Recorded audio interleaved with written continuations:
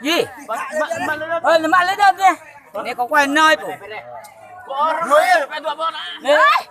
Mà lên nhà này, có quay nơi nhỉ?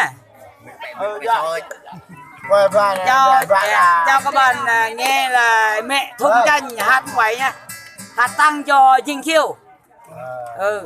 Chào các bạn nghe là nghe hát dân tộc mình là chưa các bạn. Đi đó mẹ học ý thư ấy.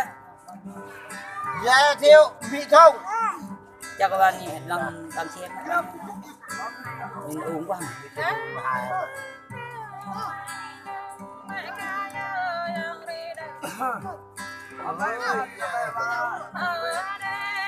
Mà đây cả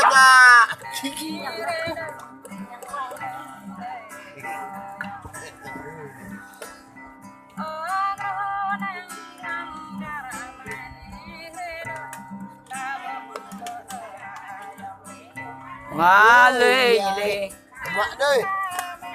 Ui, có đợi con.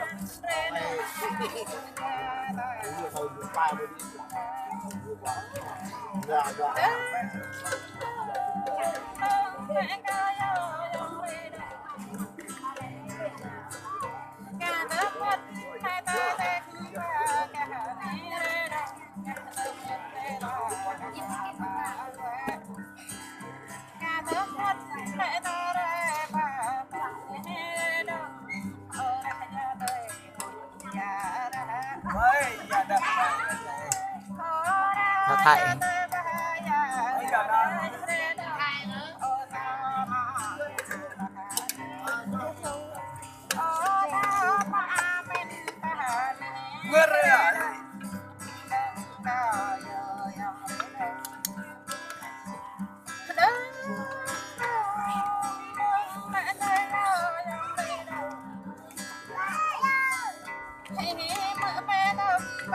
chào cả nhà nha đang xem mấy người Dinh Khiêu